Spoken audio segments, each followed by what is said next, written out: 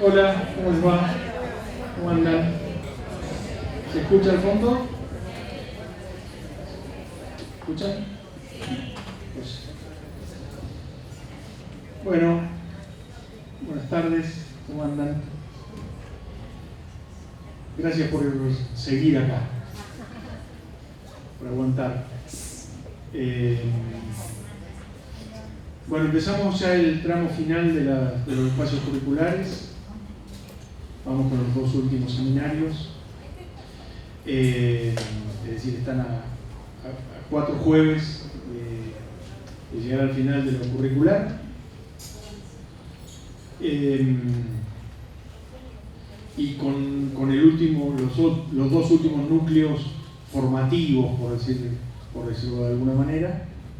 Y después les va a quedar, ustedes lo saben, el trabajo final integrador, que es ya menos colectivo, menos grupal, más mano a mano entre ustedes, director y la institución. Pero bueno, hoy, como todos, cada 4 jueves, me vengo acá a acompañar a los compañeros y presentárselos. Hoy tenemos, insisto, los dos últimos seminarios: el seminario de historicidad de las instituciones universitarias y el seminario de producción de conocimiento en instituciones universitarias.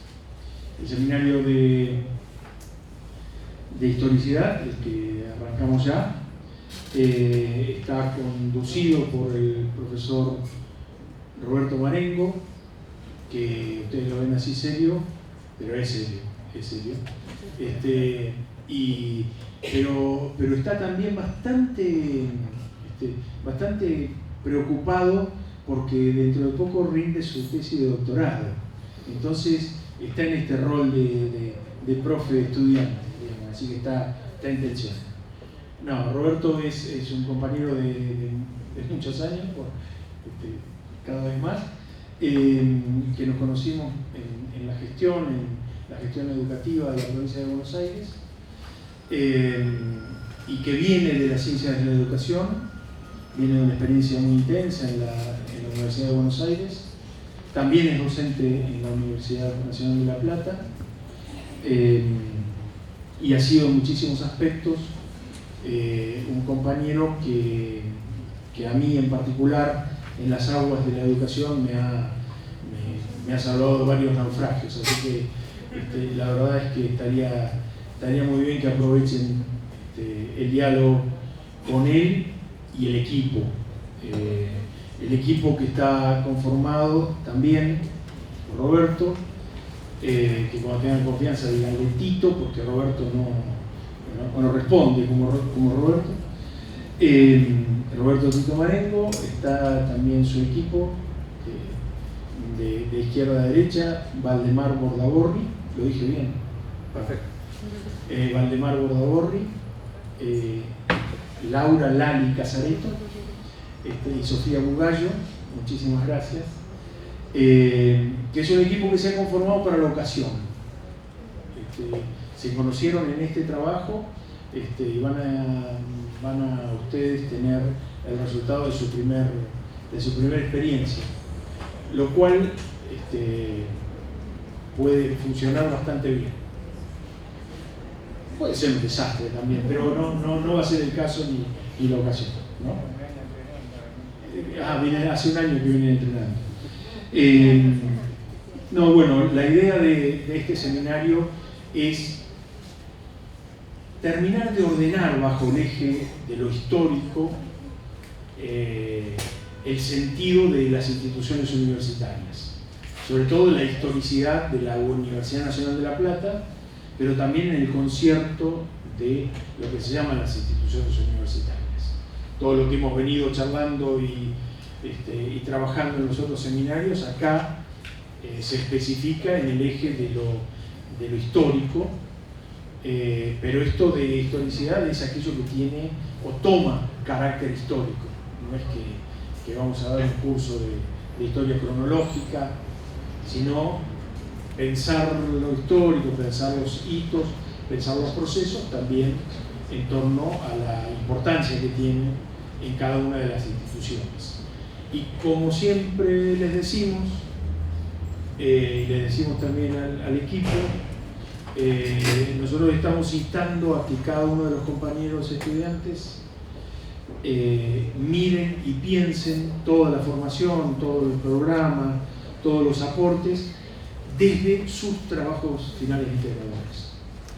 Que les demanden historicidad, les demanden ordenamiento, les demanden claridad desde los lugares en donde ellos tienen que trabajar sus trabajos finales integradores, integrando el eje de historicidad a esa propuesta.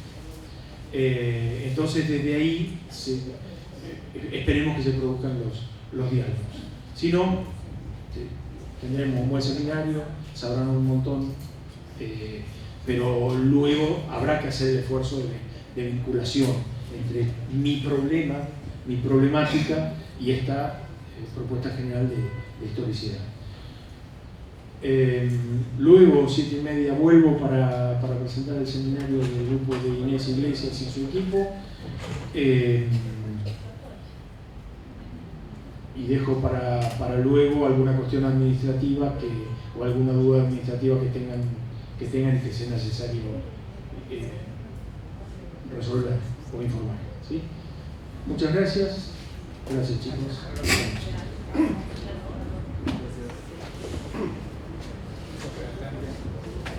Hola, ¿qué tal? Buenas tardes. ¿Cómo están? Bueno, la presentación de Carlos fue bastante breve y completa, con lo cual no hay mucho más que agregar. Y vamos a lo que va a ser el seminario, que es lo que pensamos. Yo digo que venimos un año entrenando porque este seminario estaba programado para agosto del año pasado. Y esto da cuenta del momento histórico en que estamos, ¿no? Estaba programado para ese momento y debido a la conflictividad que se ha dado entre el actual gobierno y el funcionamiento de las universidades, fue siendo demorado hasta este momento en que ahora sí vamos a poder dar el seminario. Hago esta referencia contextual, digamos, porque estamos atravesando este momento. Y es a partir de este momento en que nosotros vamos a pensar los aspectos que hemos seleccionado en términos de a los cuales nosotros nos vamos a referir en términos de lo que va a ser la historicidad de esos aspectos. Como bien dijo Carlos, y quiero reafirmar, este no es un seminario de historia de las universidades, tampoco es un seminario de historia de la Universidad de La Plata, pero sí vamos a tener como referencia la historia y algunos procesos que nosotros hemos seleccionado y en esa selección darle un carácter histórico. No tanto en términos de buscar el origen, sino que dar cuenta de los procesos. Y en particular, a nosotros lo que nos interesa es que desde esta actualidad poder pensar qué aspectos novedosos se han presentado en las universidades, en la organización de las universidades y en los criterios que organizan su institucionalidad. Es decir, varias de las cuestiones que ustedes estuvieron seguramente trabajando en otros seminarios, en este seminario vamos a darle una mirada histórica, no tanto en búsqueda de los orígenes, sino en búsqueda de identificar procesos. Y en esa identificación, ver de qué manera se fueron transformando esos procesos hasta dar como conclusión, hasta dar como resultado la actual institucionalidad que tienen las universidades. Esto supone dos o tres cuestiones. Una de ellas es que la institucionalidad de las universidades, y en particular de la Universidad de La Plata, es producto de procesos históricos. Decirlo así parece como que la historia ha modelado a las universidades. Eso puede ser una mirada, y es una mirada a veces que toman los historiadores, es decir, ver de qué manera los procesos históricos y los contextos de las distintas épocas van modelando las sociedades, las instituciones, los sujetos, ¿no? Y las ideas. A nosotros nos interesa en particular dar cuenta de quiénes son, quiénes participaron de esos procesos, darle historicidad a quiénes fueron los que tomaron decisiones y cómo participaron de esas decisiones para organizar esa institucionalidad. De tal manera que la historia no es una historia que viene como una especie de naturaleza, al estilo hegeliano, como una especie de astucia de la razón, que de alguna manera hay una flecha hacia el futuro que nos está marcando un destino acerca de cuál tiene que ser el modelo ideal hacia el cual vamos. Esa no es nuestra perspectiva. Nuestra perspectiva es que las instituciones las hacen los sujetos y las personas que forman parte de ella. Y en esa participación, en esa relación que establecen entre las distintas personas, desde sus distintos roles, desde sus distintas responsabilidades y en, vamos a decirlo claramente, en términos de las relaciones de poder, se van moldeando las instituciones universitarias. En Argentina, en particular, y este es el caso, las instituciones universitarias son muy diversas. O sea, que no hay, desde nuestro punto de vista, un modelo de universidad ideal, sino que hay muchos modelos de universidades. Infinito, de ninguna manera. Hay distintos modelos de universidades. No son infinitos, hay distintos modelos. A mí me gusta más decir estructuras organizativas. En esas estructuras organizativas participan diferentes sujetos reconocidos institucionalmente para esa participación y otros que todavía están pugnando por ser parte de esa organización. En esa interrelación, algunos dirán, en esa lucha de poder, aparecen las decisiones y las formas en que están organizadas las distintas universidades. Entonces, como criterio organizativo del programa que nosotros vamos a plantear, es que la historia no es la que moldea las universidades, sino que son las personas que forman parte de estas organizaciones, de estas instituciones y que participan de alguna manera en la toma de decisiones acerca de cuál es la estructura organizativa que se va dando en la universidad. Esto tiene que ver también con una segunda cuestión, que la universidad, como cualquier otra institución, está en relación con una sociedad, además con una época. A nosotros nos interesa en particular esta relación con esta sociedad, que es la sociedad argentina de una nación que se llama Argentina y de un país que se llama República Argentina. O sea, estamos hablando de una institución situada en este lugar.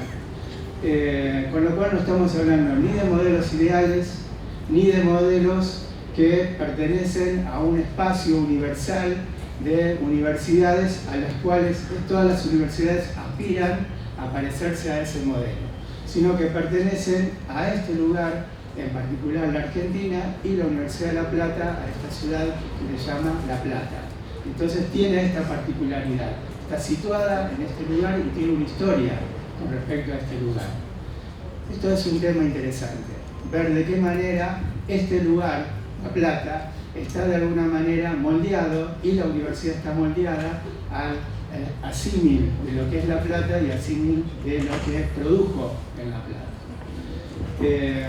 Esto seguramente ustedes pueden dar cuenta de, en mayor medida, de esta actualidad, y nosotros vamos a tratar de dar cuenta a lo largo del seminario, ver de qué manera esto también se va produciendo.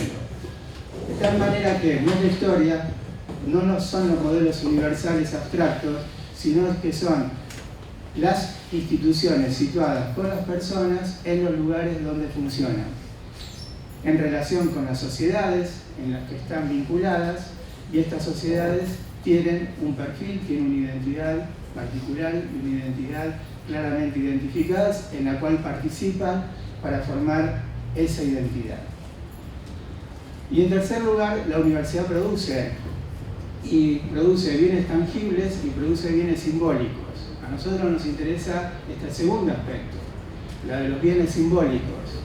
y poder pensar, y eso es parte de la primera parte de la bibliografía, de qué manera la universidad también produce una participación en el espacio del pensamiento nacional y del pensamiento también que excede también a las propias políticas nacionales. Es decir, un espacio del pensamiento en términos de lo que es la producción simbólica del conocimiento y la producción simbólica en el campo cultural. Entonces, las universidades producen esto y tienen una particular responsabilidad en esto que la propia sociedad le asigna para que la universidad diga y ponga su voz frente a los distintos momentos en los cuales se atraviesa la sociedad y que trata de apoyar a una comprensión no acabada, nunca es acabada, pero sí a una comprensión sistemática acerca de los sucesos y de la realidad que se está atravesando. Entonces, esta tercera cuestión que a nosotros nos interesa incorporar tiene que ver a veces, cómo se refleja esto particularmente en las transformaciones que se fueron dando en la docencia, que es el tercer punto que vamos a tocar en este programa, y cómo fueron transformándose también los planes de estudios y las orientaciones para las cuales las universidades fueron fundadas y fueron de alguna manera encontraron su misión dentro de esta sociedad. Misión asignada, misión recepcionada y misión también transformada, porque las universidades de su autonomía tienen esta capacidad. Una capacidad también de autoproponer y de proponer a la sociedad cuál es su visión acerca de lo que tiene que plantearse con respecto a las necesidades que se plantean para el desarrollo social o para el devenir social. Con esta introducción muy teórica, muy general acerca de cómo pensamos este seminario, cuáles son los planteos que vamos a hacer, ahora sí quiero plantearles cuál va a ser el programa concretamente. Vamos a tener 4 clases. En esta primera clase vamos a dar un contexto histórico para ponernos más o menos de acuerdo en dónde estamos. Ahora sí, prácticamente va a ser una primera parte de historia y otra primera parte de cuál es la actualidad del sistema universitario en Argentina. Este va a ser lo que nos vamos a dedicar las próximas 2 horas. Vamos a tener un espacio de intercambio, un espacio de preguntas, un espacio de reflexiones. Nos interesa particularmente escucharlos, pero en principio vamos a empezar con nuestra propuesta. Y esta propuesta tiene que ver con empezar como a establecer unas coordenadas históricas, temporales y actuales acerca de la universidad. Esta es una primera clase. La segunda clase va a estar destinada a lo que nosotros llamamos los aspectos organizativos de la universidad, y como no podemos tomar todos los aspectos organizativos, seleccionamos algunos. En otros seminarios, el seminario que brindó y llevó adelante el doctor Clark, ustedes estuvieron seguramente viendo el tema de la autonomía. Ese tema, por suerte, no lo vamos a ver. Lo vamos a aludir, ineludir porque es ineludible. Lo vamos a mencionar, sin duda. Pero no vamos a tomar el tema de la autonomía en sí como objeto, sino vamos a tomar otros aspectos que tienen que ver con el acceso, que tienen que ver con la gratuidad, que tienen que ver con el cogobierno. ¿Por qué? Porque nos interesa ir a la tercera clase. Cuando tomamos el tema del cogobierno, nos va a permitir introducir una tercera clase en donde sí vamos a dedicarnos a los sujetos. Y en particular, y esto no solamente porque ustedes son los que son, vamos a tomar 2 principales sujetos que nos han o han aparecido o han emergido, son emergentes, novedosos dentro de lo que es la organización de la universidad. Básicamente, lo que es el funcionamiento del Consejo Social, ustedes van a tener un seminario sobre este tema, y sobre la participación de los no docentes en el cogobierno. Además vamos a incluir, por supuesto, el movimiento estudiantil. No vamos a ir a hacer una historia o tomar la historicidad acerca de los docentes, los investigadores como participantes del gobierno, sino nos interesa focalizar los estudiantes los movimientos estudiantiles y sus aspectos más dinámicos, los no docentes, novedoso en términos de lo que es la historia reciente, pero tiene su historia, y el consejo social. Eso va a ser la tercera clase. Y la última clase sí vamos a dedicarnos a la enseñanza. Ahí sí me voy a permitir un sesgo. Yo soy de Ciencia de la Educación, entonces el tema de la enseñanza es mi tema. Entonces sobre ese tema vamos también a ver si llegamos.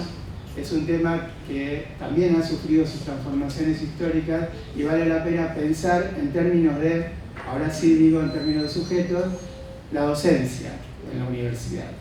Cómo la docencia también se fue modificando a lo largo del tiempo y le podemos dar un sentido de un pensamiento histórico. Estas serían las cuatro clases y finalmente ustedes van a ser invitados a probar este seminario, lo van a lograr seguramente, a partir de un trabajo que nosotros pensamos en base a estos planteos que vamos a ir haciendo a lo largo de las clases sobre lo que fue la formación de la institucionalidad de la Universidad de La Plata, tratando de identificar en los discursos inaugurales de los rectores seleccionados, nosotros ya los tenemos seleccionados, de los rectores seleccionados de distintas épocas históricas, cómo se fueron planteando estos temas dentro de lo que fueron su presentación como autoridad de la Universidad de La Plata. Es la única autoridad, no es la única, pero es la presidencia de la Universidad de La Plata, desde ese lugar de emisión de un discurso, lo que se plantea también un planteo político acerca de los temas que nosotros estuvimos viendo a lo largo del seminario. Seguramente algunos van a estar ausentes, otros van a estar más presentes, y seguramente van a ser todos discursos de orientación de sentido. ¿Para dónde tiene que ir la universidad en el momento que esa autoridad asume la presidencia de la universidad y dice qué es lo que está pensando, cuál es su visión y por lo tanto de qué manera interpreta que estos elementos van a estar presentes o van a ser parte de su planteo político acerca de cómo dirigir esta universidad. Entonces ese va a ser el trabajo al cual los vamos a invitar, en el cual los vamos a guiar para poder hacer ese trabajo que va a tener un componente histórico. Van a ser rectores que nosotros hemos seleccionado en las distintas épocas históricas y por lo tanto poder identificar en sus discursos desde esa época cómo ya están pensando, planteando o incluso no viendo, en algunos casos, lo que actualmente es la Universidad de La Plata. Por supuesto, de Joaquín B. González, Alfredo Palacio, Gustavo Levenes, todos los rectores históricos, hasta los actuales que incluye, digamos, a la actual gestión. Entonces, ver de qué manera fue planteado esto. Y por supuesto que ustedes van a poder elegir y seleccionar cuáles les interesa más, incluso las intervenciones que ha tenido, que se han planteado dentro de lo que es el planteo histórico, político dentro de esta universidad. ¿Qué dijeron los interventores? Es que dijeron algo, porque a veces los interventores lo designan, vienen, empiezan a hacer y no dicen nada, pero hablan por las normas que van produciendo también. Entonces, este es el planteo del seminario. La verdad que esperemos a poder aportar a todo el ciclo o al proceso de formación que ustedes están teniendo a lo largo de este posgrado, que les sirva, que les sea un aporte para lo que va a ser el trabajo final que ustedes van a tener para acreditar este posgrado y en definitiva también que sea un momento interesante que vamos a construir entre todos acerca de estos temas que estamos planteando, que nos da la impresión que no son comunes, por un lado, algunos de ellos van a ser novedosos y no dejan de tener interés en la medida que podamos iluminarlos, en la medida que podamos centrarnos en términos de poner nuestro interés en esos aspectos que forman parte de la universidad. Por ahora esto es la presentación. No sé si tienen alguna pregunta, algo que con respecto al organizativo. Las clases son cortas, son de 2 horas. Es lo que vamos a tratar de trabajar, por lo tanto vamos a tratar de hacer síntesis, tanto en nuestras participaciones como en el momento de las reflexiones, en los momentos más abiertos, en donde poder ahorrar tiempo y hacer esa síntesis, que a veces son un poco odiosas, pero es el tiempo, en este caso, el que nos está limitando para poder explayarnos, para poder desarrollar, y por supuesto tienen toda la posibilidad de consultarnos y estar en contacto con nosotros. Sigo agregando mientras van pensando si hay algo que no va quedando claro. Yo, Roberto, sí. Buenas tardes. Te quería consultar, que creo que no lo estoy leyendo, si los trabajos son individuales o pueden ser en grupo. Son individuales, sí. Sí. En algunos casos hemos tenido el grupo, por eso te Bien, sí, son individuales. Por supuesto lo pueden hacer en grupo. Pero cada una con su puesto. Pero la presentación es individual. Además, mejor si lo hacen en grupo. Como para juntarse, claro, juntarse y poder intercambiar con los colegas, compañeros. Cuando vos decís presentación, es que va a ser una presentación individual. Yo te voy a corregir lo que pero escrita, no. Es la tuya. Pero digo, hacemos oral también. No, es una presentación. Sí.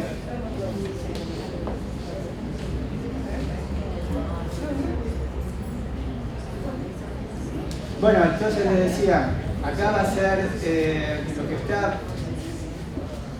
bueno, este es el programa. El programa, la vía de comunicación va a ser a través del aula virtual. Ustedes, no sé si ya fueron matriculados, están siendo matriculados. Hoy estuve hablando un poco con Rocío, que es la que se encarga de la matriculación. Pero seguramente en algún momento, entre hoy y mañana, ustedes van a poder acceder al aula virtual. La vía de comunicación es por el aula virtual, por el correo del aula virtual. Eventualmente, si necesitamos abrir otra vía de comunicación, no hay problema. Pero en principio vamos a mantener esta comunicación por esta vía del aula virtual y ahí ustedes van a tener todo el material digitalizado de la bibliografía de cada una de las clases. Nosotros ya tenemos habilitadas para que ustedes puedan acceder a la bibliografía de esta primera clase y a la bibliografía de la clase que viene. Entonces, esa va a ser el criterio, va a ser clase por clase y después vamos a habilitar la bibliografía de la tercera y de la cuarta clase. Perdón, Roberto, también sí. Tenemos un foro que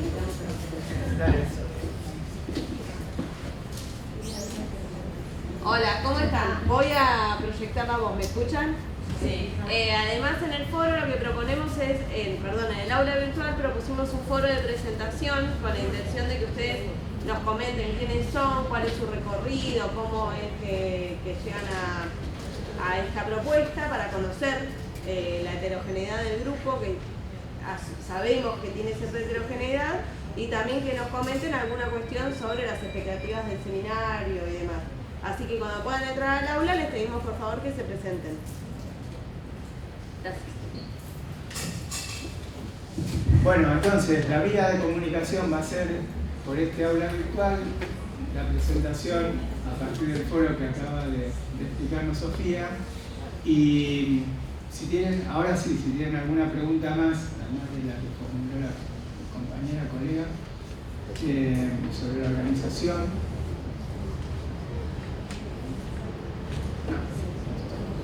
Bueno, A ver.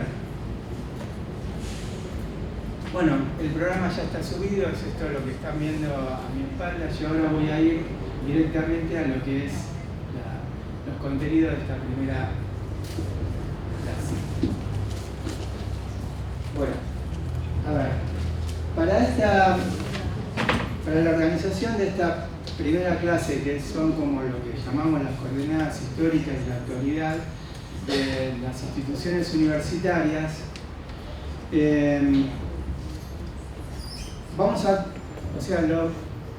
lo que nos parece más importante es tener presente que hay que esta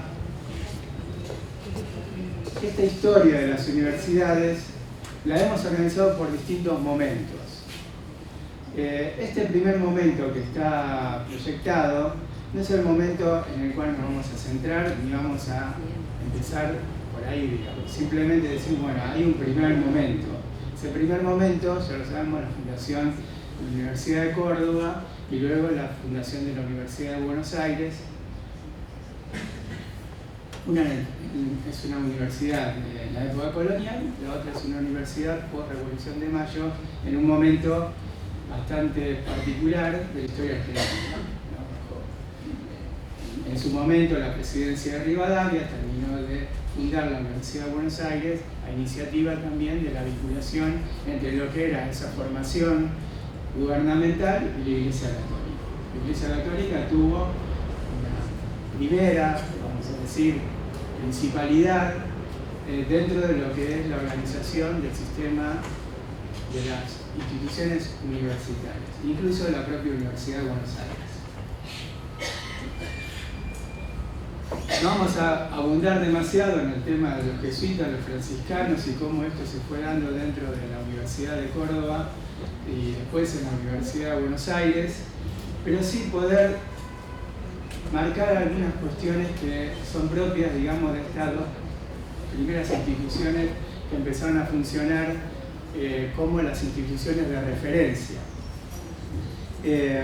Y estas instituciones de referencia ya empiezan se marcan en el marco de una atención más general dentro de lo que es la perspectiva histórica sobre el desarrollo de las universidades acerca de qué tipo de instituciones es la universidad.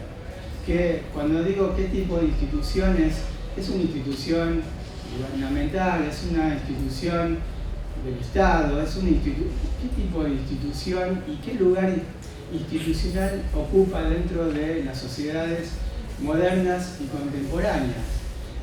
Habida cuenta que también las universidades son más antiguas que la propia modernidad, algunos dicen, algunos historiadores plantean que son quizás los anticipos de lo que va a ser la modernidad dentro de las universidades. Esto está en discusión, una discusión historiográfica, una discusión intelectual acerca de los que trabajan específicamente el tema de la institucionalidad universitaria, pero al día de hoy, digamos, gran parte, lo que uno puede observar empíricamente de la historia es que las universidades están muy ligadas, lógicamente, a un momento en donde las religiones tenían una preeminencia dentro de lo que es la construcción simbólica de la universidad, y tanto las universidades que se vieron dentro del mundo árabe como las universidades europeas participaron, algunas desde lo que era la organización de la Iglesia Católica, otro del Islam, formando, digamos, ese campo simbólico del cual fueron produciendo una cultura asociada a las religiones en las cuales estas universidades funcionaban.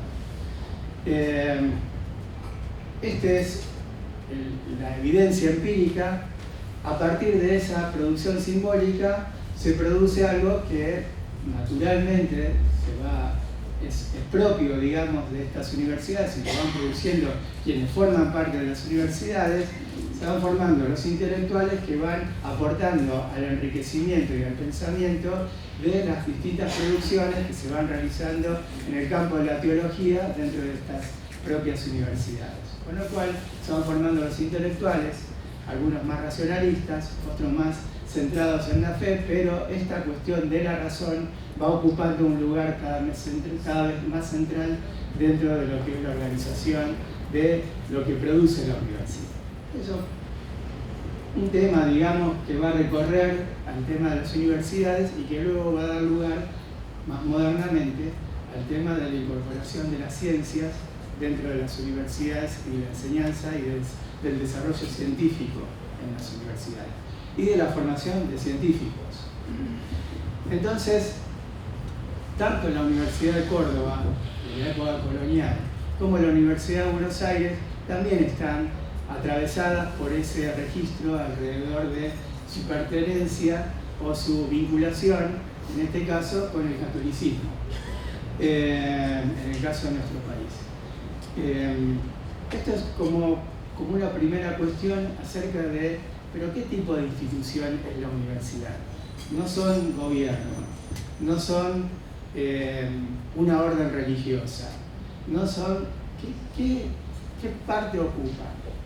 Bueno, en este punto, los que trabajan en temas de la sociología, de las instituciones modernas, dicen que las universidades ocupan un lugar que se diferencia de la propia sociedad, que se diferencia más modernamente de lo que uno podría denominar una empresa. No es una empresa, tampoco es una orden religiosa, tampoco es el Estado. O sea, por la negativa, la universidad es todo ese resto que no es y que forma parte de la producción cultural y de la producción del conocimiento dentro de la universidad. Y uno dice, bueno, pero es muy débil definir a una institución por la negativa. Vamos a ver por la positiva qué es lo que la universidad es. Bueno, desde nuestra perspectiva, tanto cualquier institución, incluso el propio Estado, se define a partir de las relaciones que establecen con otras instituciones. Es decir, su naturaleza es relacional, no es una naturaleza esencial acerca de lo que tiene que realizar, sino que a partir de esto nosotros podemos ya asegurar que las universidades van siendo en relación a estos aspectos que la van de alguna manera incidiendo, que la van moldeando, que la van influenciando. Y estos aspectos tienen que ver, en primer lugar, con su diferenciación de las religiones, en segundo lugar, con la diferenciación de la organización de los estados y en tercer lugar, con su diferenciación acerca de lo que son otras organizaciones sociales que no son la universidad y que son organizaciones sociales que vienen a organizar, digamos, lo que es la comunidad, lo que son los pueblos, lo que son las ciudades, y donde las universidades van ocupan un lugar bastante notorio y bastante importante en términos de lo que vuelvo a decir, en la producción simbólica de ese espacio. Entonces, en esta diferenciación y en esta relación que establecen estas instituciones universitarias, la Universidad de Córdoba y la Universidad de Buenos Aires fueron tomando un perfil cada vez más diferenciado de la religión y por lo tanto un perfil más profesionalista, más de principio de formación de intelectuales y en segundo lugar de formación dentro de lo que es las profesiones liberales. Básicamente las dos principales que siempre influenciaron a la organización de las universidades de esta época, que tienen que ver con el desarrollo de la medicina y el desarrollo de la abogacía. Entonces, las universidades en este primer momento, y ya llegamos al momento que para nosotros es el momento, y de ahí hay que leer hacia atrás y empezamos a leer hacia adelante, que es la sanción de la Ley Avellaneda. Ahora sí, voy marcando alguna cuestión dentro de la línea histórica.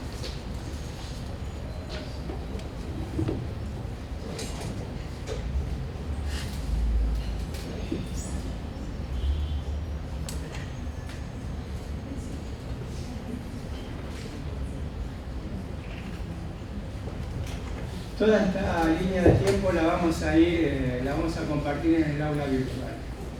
Pero nosotros podemos como ir identificando la Universidad de Buenos Aires en 1821, bueno, todo eso lo vamos a pasar, lo pasamos rápidamente.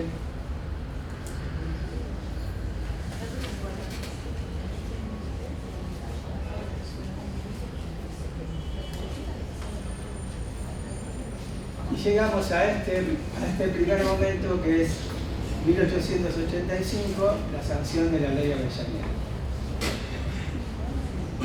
Yo dije, ¿desde dónde leer hacia adelante y desde dónde leer hacia atrás? Vamos hacia atrás.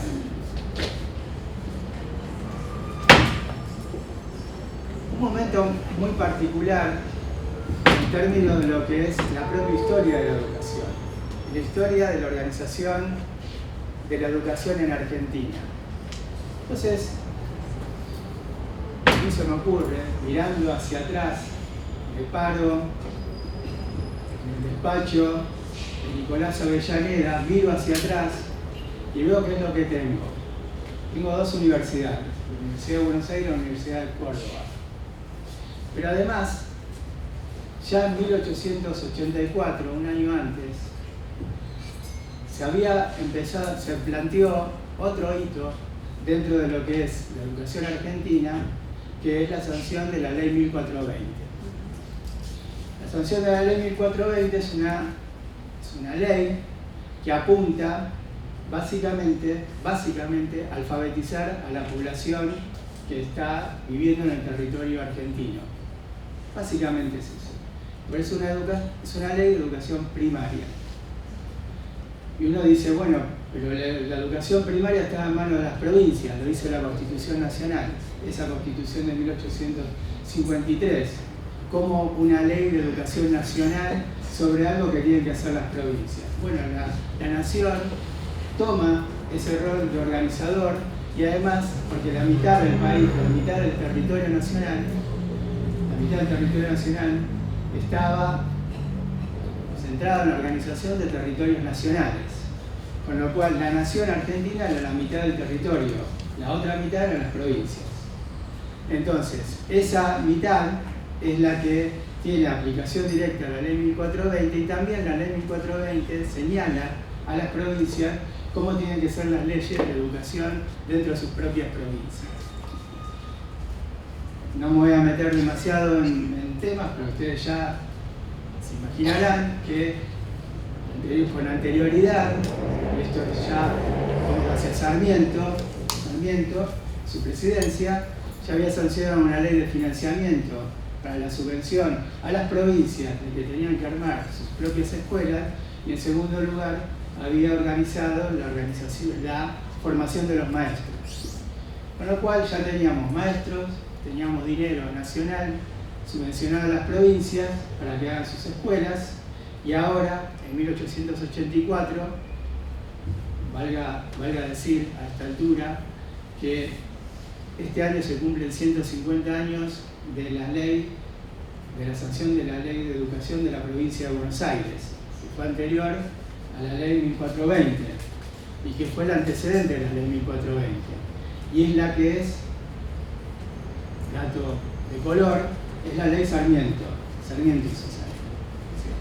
Bajo distintas relaciones de gobierno, Sarmiento hizo la Ley de la Provincia de Buenos Aires, que es el antecedente de la Ley 1420. La Ley 1420 se sanciona durante el gobierno de Roca, es el proyecto de la generación del 80.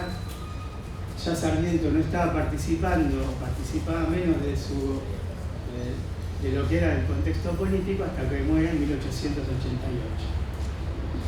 Pero en este momento, la Ley 1420, que fija la educación primaria, tenía otro elemento más, al cual se podía mirar desde la Ley Avellaneda. Y el otro elemento más era la organización de los colegios nacionales. Y este sí es un dato que incide directamente en la organización de las propias universidades, porque ya estamos hablando del nivel secundario, de lo que hoy denominamos nivel secundario. Esa formación secundaria no era un nivel organizado, sino formación secundaria, era propia de los colegios nacionales y de las escuelas normales. Pero los egresados de las escuelas normales no tenían como destino la formación universitaria, sino que tenían como destino el trabajo como maestros. Sí, en los colegios nacionales, y esos colegios nacionales antecedieron a la propia presidencia de Sarmiento, cuando Mitre, en 1863, reglamenta y funda el Colegio Nacional de Buenos Aires, que toma como antecedente los colegios preparatorios de ingreso, los colegios preparatorios para el ingreso a las universidades. Y Mitre, al fundar el Colegio Nacional de Buenos Aires, empieza toda una serie de fundaciones de colegios nacionales en las capitales de las provincias. Sarmiento, en su presidencia, decreta lo que es la organización de los planes de estudio de todos los colegios nacionales. Y a partir de ahí se puede empezar a pensar que hay un nivel secundario en el cual se está organizando, a la vez que en las provincias se está organizando a nivel primario. En ese contexto... Una pregunta. Sí. Perdón. ¿Los colegios normales dependían de las provincias o también dependían de No, las provincias? los colegios normales dependían de la nación, igual que los colegios O sea nacionales. que todo lo secundario era de nación. Todos los secundarios de la nación, solamente lo primario de la provincia. Escuelas normales, colegios nacionales. Todo eso a cargo de la nación. Por eso Sarmiento, cuando es presidente, dicta el plan de estudio de los colegios nacionales, por decreto. Entonces, ¿qué es lo que vuelvo a decir? Mira la ley Avellaneda.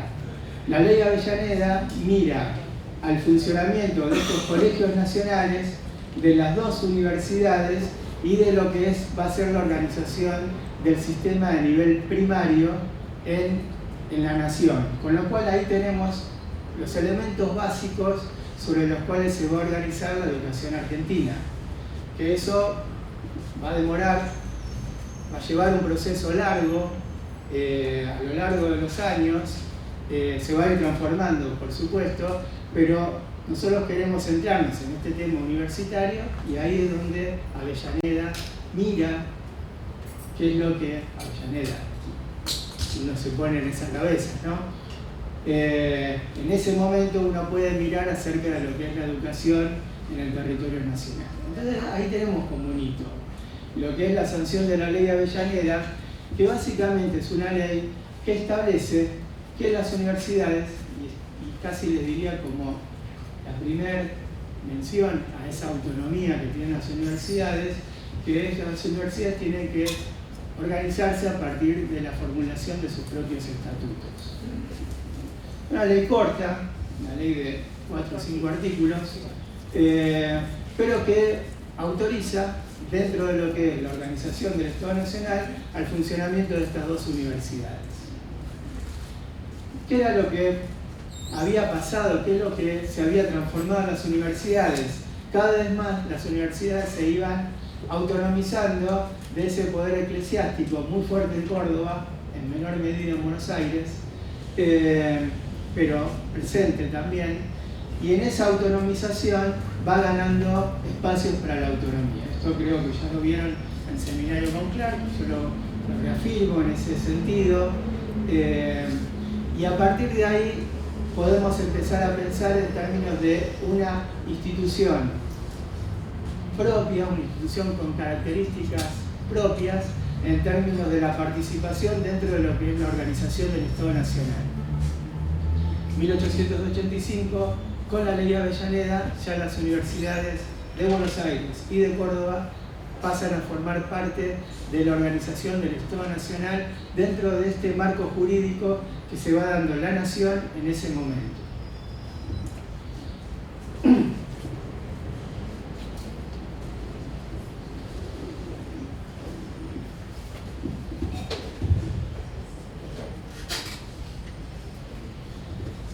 El segundo momento que pusimos, poniendo como en negrita dentro de esta línea de tiempo, es la fundación de la Universidad de La Plata. Porque la Universidad de La Plata, en su fundación, trae una novedad diferencial con respecto a la Universidad de Buenos Aires y la Universidad de Córdoba. Básicamente porque la Universidad de La Plata es una creación. La universidad de cuando se reconoce el funcionamiento de las universidades de Córdoba y de Buenos Aires, ya estaban funcionando. En cambio, la Universidad de La Plata se crea. ¿Y se crea en base a qué? En base a establecer otros criterios de organización dentro de la universidad. Esos criterios de universidad que están acá, enfocados, digamos, desde lo que uno puede identificar como el discurso fundante de Joaquín B. González, una universidad más centrada en la formación de profesionales y en la formación científica, influenciada básicamente en ese momento, por lo que era el desarrollo en el campo simbólico del conocimiento del positivismo. Entonces, la Universidad de La Plata es una universidad claramente diferenciada de lo que era el poder eclesiástico, claramente diferenciada. Y esto va a generar, digamos, un sesgo bastante distinto en lo que es la organización y el desarrollo organizativo de la propia Universidad de La Plata, tanto en sus cuerpos de profesores como en su producción simbólica, en términos de su aporte, en términos de lo que es la cultura nacional. Entonces, la Universidad de La Plata marca esta diferencia. Y en esta diferencia va a empezar a desarrollar su propio perfil, su propio sesgo y su propio aporte dentro del desarrollo de la cultura nacional y de lo que va a ser luego todo el sistema universitario que se va a ir organizando.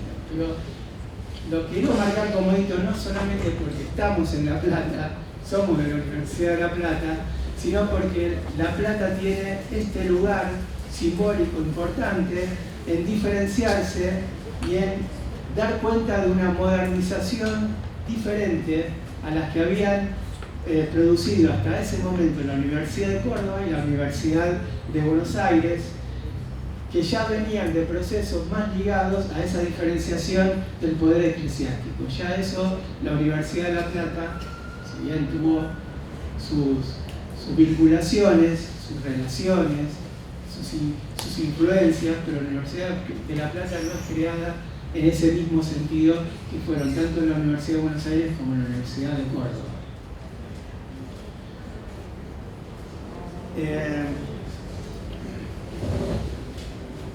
Luego, a partir de los textos que vamos a ver, siguiendo la línea histórica, se crea la Universidad de Tucumán,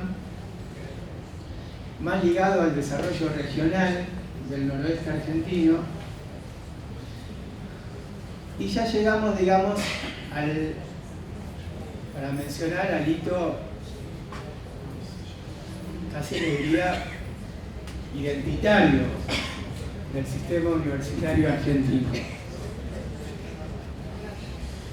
Y cuando digo identitario del sistema universitario argentino, uno se puede extender al sistema universitario latinoamericano. O sea, la reforma universitaria, la reforma en Córdoba, que establece varios de los principios organizativos de las universidades, no solamente es un hecho producido dentro del sistema universitario argentino, que tenía pocas universidades hasta ese momento, sino que además se proyecta hacia las universidades de América Latina como acontecimiento. Por eso es un acontecimiento tan trascendente en términos de la localización del propio fenómeno de la reforma dentro de la universidad y del sistema universitario. ¿Y qué va a traer la reforma? Bueno, la reforma va a dar cuenta de un proceso que se fue dando a partir de la organización del movimiento estudiantil desde el principio del siglo XIX y un cambio en el contexto, y esto es bastante evidente, en términos de lo que es la ampliación de la democratización en el funcionamiento de la República. Es decir, en ese momento ya el orden conservador que había, vamos a decir, conducido el Partido Autonomista Nacional con ese líder que era Julio Argentino Roca, ya ese orden conservador empieza a tener mucha menor incidencia a partir del acrecentamiento y de irrupción dentro del campo de la política hasta llegar al poder de la presidencia de la Unión Cívica Radical. Entonces, a partir de ese proceso de democratización que se produce dentro de la sociedad argentina y de la política argentina, hay que también poder identificar las condiciones de posibilidad de un momento trascendente como fue la reforma de 1918, que fue una reforma para la universidad, pero fue una reforma que trascendió a la propia universidad y que dio cuenta de estas transformaciones que se iban dando dentro de la propia organización social de la Argentina. Entonces, desde este punto de vista es un acontecimiento. Y de este acontecimiento se plantea desde la reforma de 1918 los elementos estructurantes y los criterios estructurantes de la organización universitaria, que hasta el día de hoy están vigentes. Eso tiene que ver con el cogobierno de la universidad, con la autonomía de las universidades, y tenemos varios elementos que podemos enumerar acerca de la relación de la universidad con la sociedad, con lo cual la sociedad deja de ser un elemento aislado del desarrollo social para vincularse con la sociedad a partir de lo que va a ser la institucionalización de algo que nosotros vamos a tomar en particular, que es de la extensión. Así planteada, lo que la universidad le da directamente a la sociedad y, por lo tanto, según el manifiesto liminar de 1918, tiene la misión de darle a la sociedad como una vinculación directa entre lo que la universidad produce y lo que la sociedad tiene que recibir. Entonces, cambia, desde este punto de vista, cambia el perfil de la universidad a partir de la reforma del 18, a partir de sus ejes estructurantes, pero que ya estaban, vuelvo a decir, estaban presentes en elementos que se habían dado dentro de la organización de la Universidad de La Plata, y a partir de la que se fue dando a partir de la organización del movimiento estudiantil y de la incidencia del movimiento generado en la política por el ascenso de la Unión Cívica Radical, en el desplazamiento del orden conservador que persistía hasta el momento en que la Unión Cívica Radical va accediendo a los lugares del poder gubernamental y del Estado y del control del Estado que fue accediendo. Entonces, en ese marco, la reforma del 18 es un hito que condensa un momento histórico, no solamente dentro de la universidad, sino también como un hito histórico dentro de la historia de nuestro país, y vuelvo a decir, y de América Latina. Muchos de los partidos políticos que se van formando en los distintos países con vocación latinoamericanista remontan su origen, remontan su campo simbólico de producción a lo que es el manifiesto liminar de la reforma de 1918 y que tienen incidencia dentro de la política local de cada uno de estos países. Tengo presente, básicamente, la organización del APRA en Perú, que tiene como antecedente, que toma como antecedente la reforma del 18, y en la discusión entre Aya de la Torre y Mariátegui se discute el sentido de la universidad tomando como referencia a lo dicho en la reforma del 18.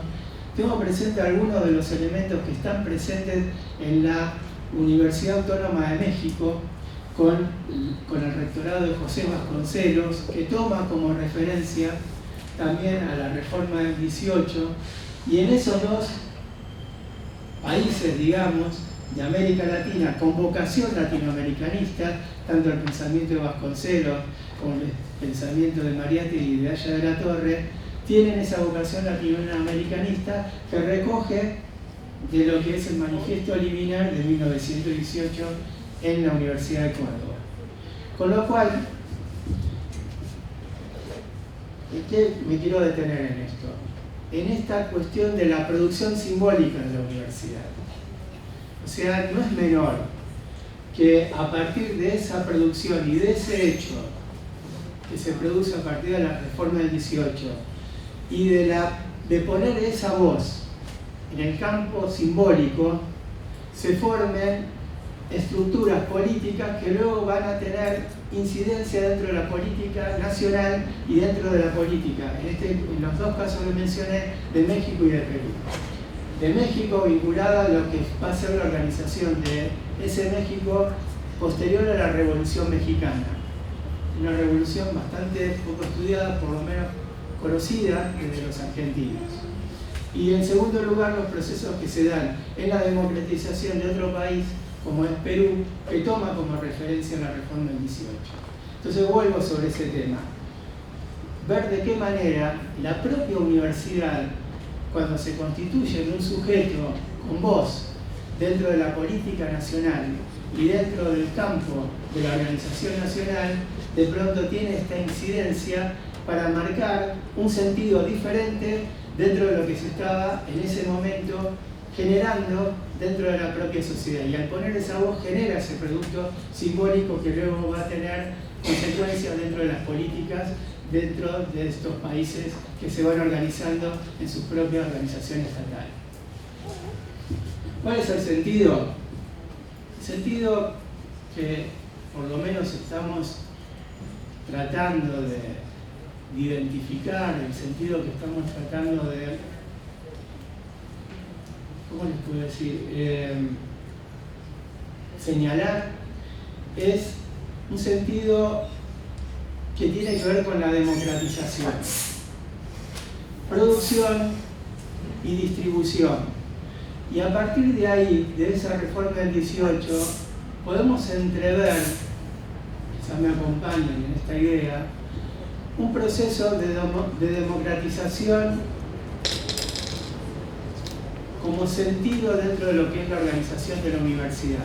No solamente por lo que es el funcionamiento del gobierno universitario y de la participación de los distintos estamentos, claustros, se llaman, los estamentos que forman parte de la organización de estas instituciones, sino también en términos de lo que es la relación con la sociedad que democratiza estas instituciones a su interior, pero también produce elementos para la democratización de la propia sociedad. Este sentido de la democratización es un sentido que yo me animo, por lo menos, a plantear a partir de la organización de la reforma del 18, por supuesto acompañado de otros procesos políticos que se van dando dentro de la sociedad, pero que la universidad tiene también este lugar dentro de la producción simbólica en términos de pensar una democracia ampliada, en términos de pensar una democratización de la propia sociedad.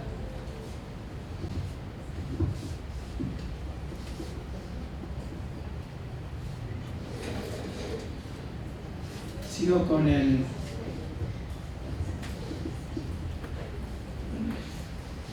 Era una hora.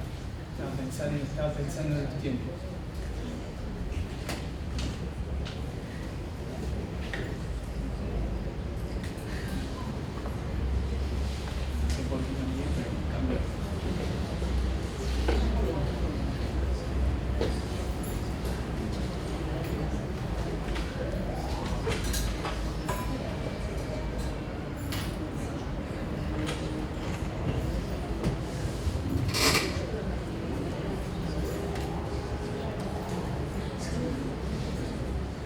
Siguiendo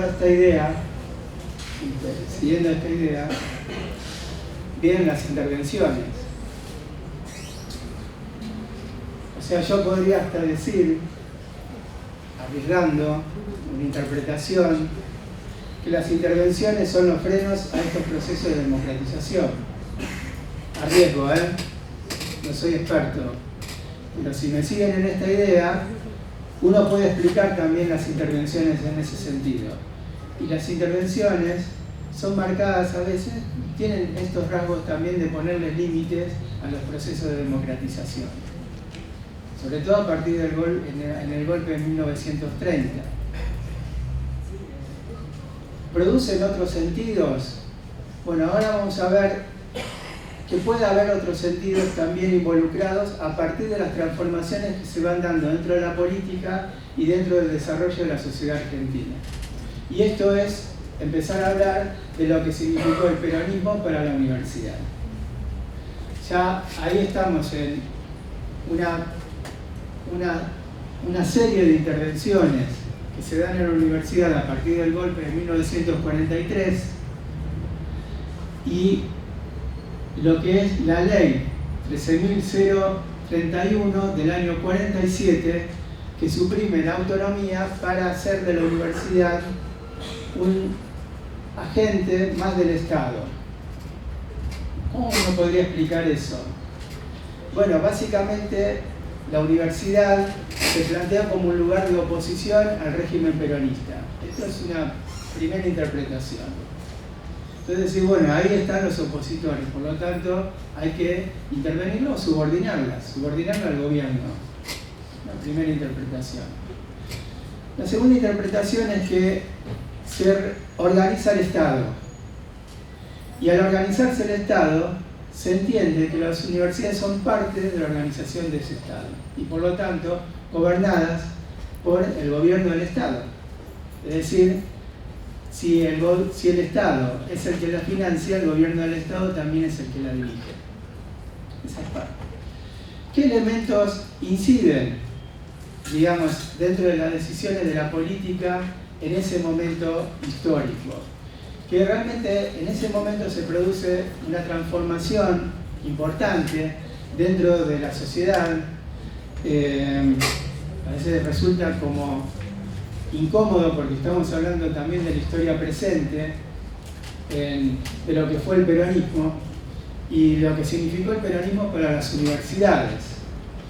Pero efectivamente yo quiero remontarme a ese momento de intervención sobre las universidades ya fundadas y por el otro lado la creación durante este periodo de algo que marca un sentido diferente dentro de la organización del sistema universitario hasta ese momento. Y ese sentido diferente es la fundación de la Universidad Obrera Nacional, que después va a ser la Universidad Tecnológica Nacional. ¿Por qué diferente? Porque claramente esta universidad, la Universidad Obrera Nacional, fue fundada a partir de pensar un sistema educativo, un sistema de formación, o diríamos de producción de sujetos, diferente al que se estaba dando hasta ese momento y que fue propio de la impronta que introdujo el peronismo, y que es la formación de los trabajadores. En ese momento, y esto es lo que se ve, por lo menos en ese momento, lo que pude ver un funcionario de esa época, es que se había organizado a partir del funcionamiento de la Comisión Nacional de Aprendizaje y Orientación Profesional, dependiente del Ministerio de Trabajo, un sistema educativo paralelo que estaba centrado en lo que era la organización de trabajadores en sus diferentes niveles. Un primer nivel, que era la terminación de la escuela primaria en aprendices, un segundo nivel de técnico en las escuelas fábricas y un tercer nivel de ingenieros en la Universidad Obrera Nacional, vinculado a lo que es el desarrollo industrial del país, con lo cual ese es el sentido diferente. El sentido diferente es una universidad destinada a la formación de trabajadores en sus diferentes niveles de calificación. Algo que las universidades que hasta ese momento estaban funcionando no lo estaban haciendo porque estaban destinadas a las propias carreras, lo que se llaman las carreras liberales principalmente, y otras carreras ligadas al desarrollo científico. En este caso, en el caso de la Universidad Obrera Nacional, recoger ese desarrollo científico en términos de lo que es el desarrollo tecnológico, y quizás al revés, dar cuenta del desarrollo tecnológico a partir de las propias actividades laborales y del trabajo en lo que se daban en los distintos oficios que estaban en ese momento en funcionamiento y en la industrialización en las distintas emprendimientos o industrias que se estaban generando y estaban desarrollándose en ese momento. Entonces, ¿con esto qué quiero decir? Nosotros identificamos por lo menos este hito, que es el de la Universidad Obrera Nacional, en términos de la formación de trabajadores, corriéndonos un poco de la idea de la intervención, que es un poco una de las fuentes que tenemos como bibliografía obligatoria, pone este acento. Nosotros queremos poner este matiz. por lo menos este matiz, de decir, bueno, pero también fue un momento en que desde la universidad se pensó en la formación de trabajadores vinculada a un sistema educativo que estaba orientado a la formación de trabajadores en sus diferentes niveles de calificación, y donde la Universidad Obrera Nacional tenía esta función de formar los ingenieros que iban a ser los jefes de planta dentro de este sistema industrial que estaba desarrollándose en ese mismo momento.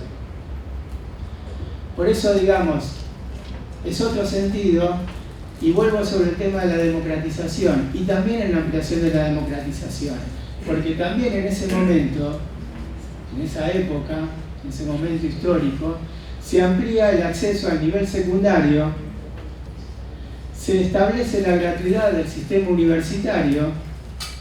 En ese momento las universidades eran aranceladas, se establece la gratuidad del sistema universitario, y por lo tanto el acceso tanto al nivel secundario como al nivel universitario se amplía, con lo cual en términos del acceso, si uno lee la democratización en términos del acceso, también se amplía dentro del nivel secundario y dentro de lo que es la educación del nivel universitario.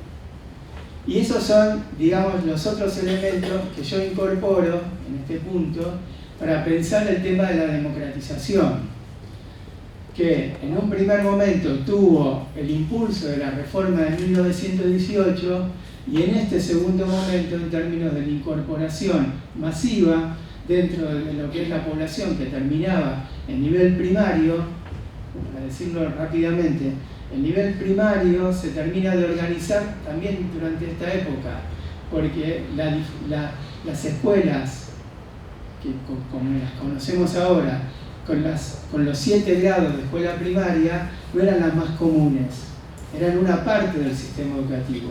Generalmente las escuelas eran de primero y primero superior, sobre todo en las zonas rurales. Las escuelas hasta 7º grado, o hasta 6º grado sería, se empiezan a organizar de manera masiva a partir de esta época, o se llega en esta época. Una vez que se alcanza el 6º grado, se piensa desde la familia que forman esos niños, se piensa en un sistema, en una educación que no solamente termine con la alfabetización, que no solamente termine con la graduación del nivel primario, sino que además pueda también progresar al acceso al nivel secundario y finalmente al acceso a la universidad, al transformarlo todo el sistema en un sistema gratuito a cargo del Estado.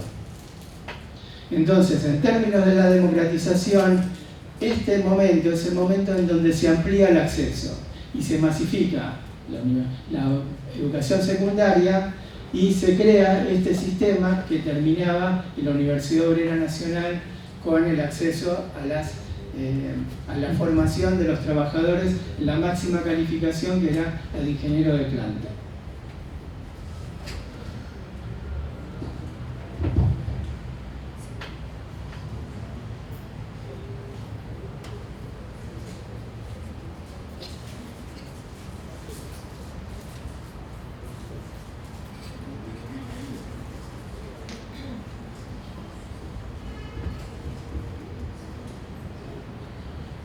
Una vez derrocado golpe de Estado sobre el gobierno de Perón, este sistema que acabo de describir se vuelve al sistema anterior, mejor dicho. Vamos a decirlo rápidamente para sintetizar. Se vuelve al sistema anterior. Escuelas primarias por un lado. De hecho, los primeros había escuelas primarias nacionales ya a esta altura. Casi todos los territorios nacionales ya se habían provincializado durante el gobierno de Perón, con lo cual ya teníamos varias provincias más. Además, había dos territorios nacionales, pero ya había varias provincias más. Las escuelas primarias pasan a depender nuevamente hay momentos de descentralización, así se llamaba, los proyectos de descentralización iniciados por el gobierno de Frondizi, a partir de ahí. Y también lo que se empieza a producir es que las escuelas fábricas se transforman en escuelas técnicas y la Universidad Obrera Nacional en la Universidad Tecnológica Nacional. Ese es el sistema, digamos, que desarma lo que era la Comisión Nacional de Orientación y Aprendizaje Profesional, que tenía todo un sistema integrado verticalmente. En este momento se desintegra esa verticalidad. Todo esto, además, toda esta política, vuelvo al tema del peronismo, apoyada en la Constitución de 1949. Esa también, la Constitución se deroga por decreto, y se formula una Constitución que solo toma de esa Constitución de 1949 el artículo 14 bis. Y se vuelve a la Constitución de 1853. Por eso las escuelas tengan que volver a depender en su proceso de las escuelas primarias de las provincias.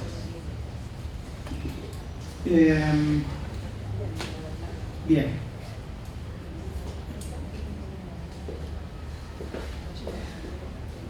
Vayamos otro hito, 1958, gobierno de Frondizi. Y ahí se produce un hecho que habría que ver en estos términos. Yo por lo menos no tengo todavía un balance histórico sobre este momento. Pero sí puedo asegurar que es el momento en que se reconoce a las universidades privadas y a partir de ahí crece, ya vamos a ver el gráfico con la creación de universidades privadas, se reconoce a estas instituciones como instituciones habilitadas para dictar sus propios títulos.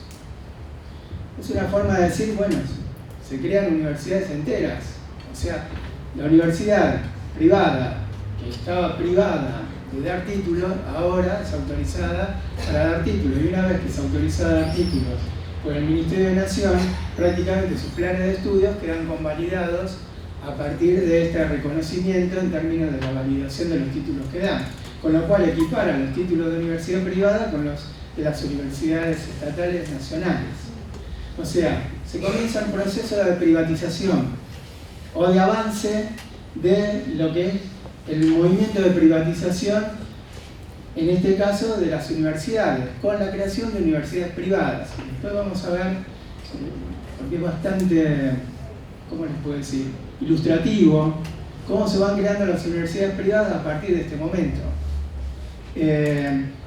Una discusión propia de la época, dice, bueno, pero en realidad no es el Estado el que fija, bueno, se ponen un montón de cuestiones alrededor de la normativa bajo las cuales se van a regir las universidades privadas, pero en realidad lo que se termina produciendo, lo que todo el mundo suponía, que era la creación de universidades privadas con prácticamente las mismas atribuciones que tienen las universidades nacionales.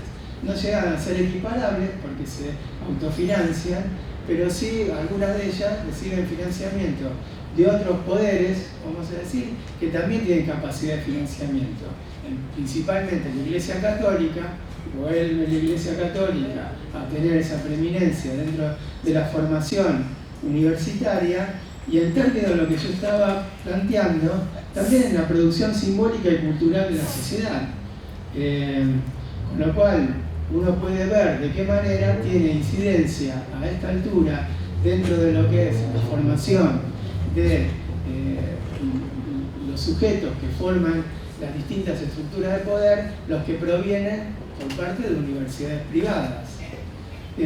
Con lo cual, esa producción simbólica va también de alguna manera incidiendo lentamente dentro de la producción simbólica y su incidencia dentro de la organización del poder dentro de la nación en Argentina y del Estado argentino. Entonces,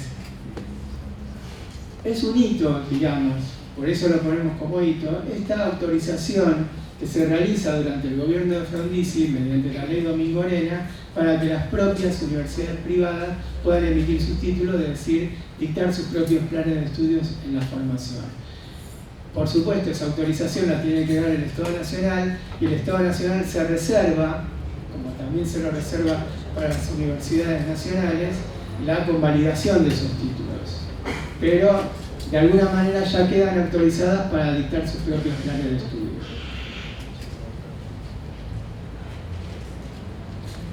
Inmediatamente, en 1958, se establece la Ley Domingo Arena. Inmediatamente, en 1964, se forma, acá lo ven, el Consejo de Rectores de Universidades Privadas, que es anterior al Consejo de Rectores de Universidades Nacionales. Para esto a veces sirve la historia, ¿no? Para poder ilustrar de una manera fehaciente de qué manera tienen un papel algunas cosas que a veces pasan inadvertidas, incluso hasta en el momento, pero que ahora que nosotros nos permitimos hacer esta mirada histórica, podemos también identificar este elemento y decir, bueno, junto con la Ley Domingo Arena, inmediatamente después, la formación del Consejo de Rectores de Universidades Privadas.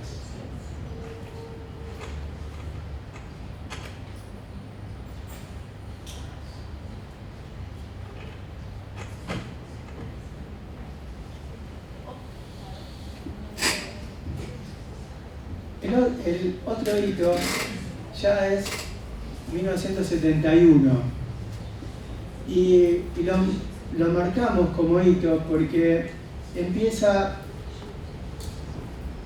no sé si instalarse como criterio, pero sí, digamos, se plantea, digamos, uno no puede pasar inadvertido. La creación de universidades en 1971, entre 1971 y 1974, a partir de lo que se llamó el Plan Tacchini. El Plan Tacchini para las universidades significó, entre otras cosas, la creación de esta cantidad de universidades que hasta ese momento cambian, digamos, el perfil del propio sistema universitario nacional. Para mencionarlas, están todas las siglas: Universidad de Río Cuarto, Universidad de Catamarca, Universidad de Loma de Zamora, Universidad de Salto, Universidad de Entre Ríos, Universidad de Jujuy, Universidad de La Pampa, Universidad de Luján, Universidad de Misiones, Universidad de San Juan, ya la dije, la de Jujuy y la de San Juan, San Luis, Universidad de Santiago del Estero, la Universidad del Centro, la Universidad de Mar del Plata y la Universidad de San Juan Bosco, en la Patagonia. Esa cantidad de universidades son creadas durante ese periodo a partir de lo que se llamó el Plan Tacchini. Con lo cual esas creaciones de universidades, que vuelvo a decir, estas también son creaciones, y aquí habría que ver en qué medida se vinculan con el desarrollo local, porque ese era un poco el criterio que establece el propio Tacchini, que fue el funcionario que estuvo a cargo de esas creaciones, que decía, bueno, esto tiene que ver con el desarrollo local, formar universidades para el desarrollo local y que establezca, por un lado, según el Plan Tacchini, por un lado la formación de universidades y por el otro lado la formación de colegios universitarios de postsecundario, que no necesariamente tenga que ir esa población, necesariamente tenga que ir hacia una carrera universitaria, sino a la formación de colegios universitarios. Muy parecido, según Tacchini, y el propio Tacchini lo dice, muy símil a lo que sucedía en la formación de nivel postsecundaria y universitaria en Estados Unidos. Con lo cual acá también podemos identificar otro actor que está de alguna manera jugando un lugar simbólico dentro de la organización del sistema universitario. ¿Qué es lo que está pasando en los países centrales? Y en particular ahora la incidencia de Estados Unidos como un modelo a seguir.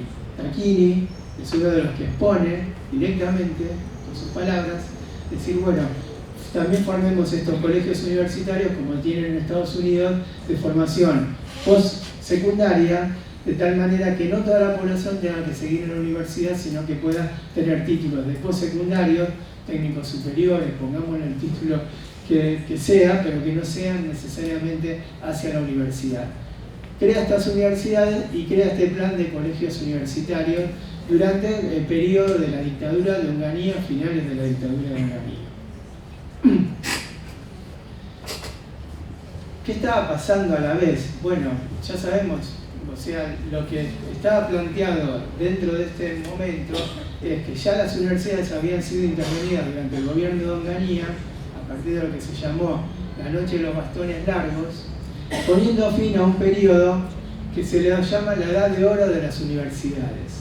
La Edad de Oro de las universidades es el desarrollo de las universidades en este plan de formación de profesionales, de formación de científicos, y que en este caso dio como origen a lo que fuera todo el sistema científico argentino, que se remonta a esta época, y que también, entre otras cuestiones, y vuelvo al tema de la producción simbólica, produjo una serie de intelectuales y de científicos con orientación latinoamericanista.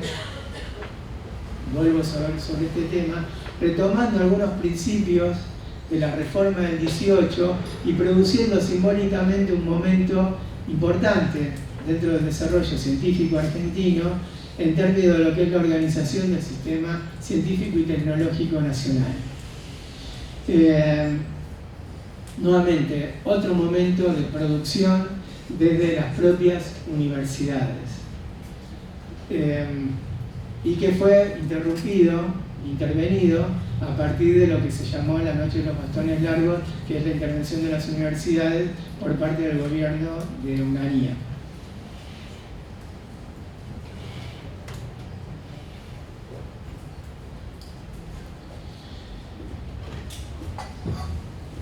A partir de esta idea, digamos, a partir de este momento, es que se sucede en una sede, bueno, es un país que está regido, digamos, bajo el momento tan particular como fue el momento de los años 70, bajo la teoría de la dependencia por un lado, y por el otro lado con esta vocación latinoamericanista.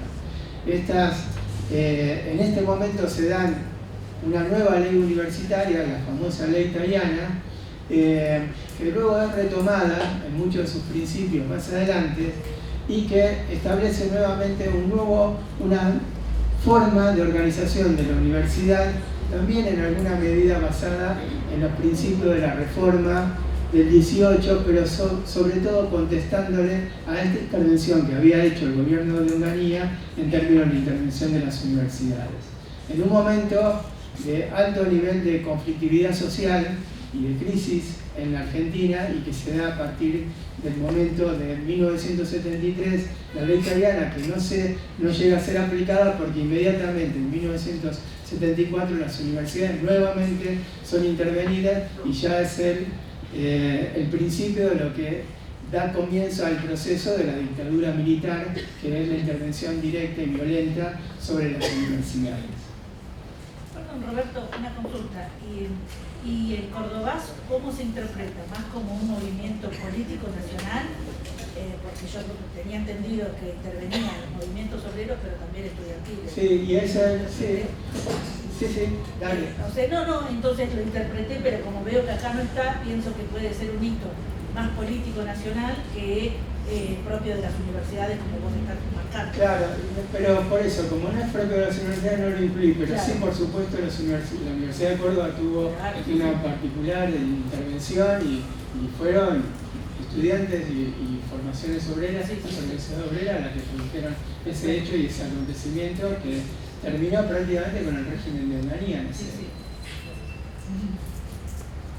Es importante incorporarlo, lo voy a poner, ya que estamos, parece importante el aporte. Sí.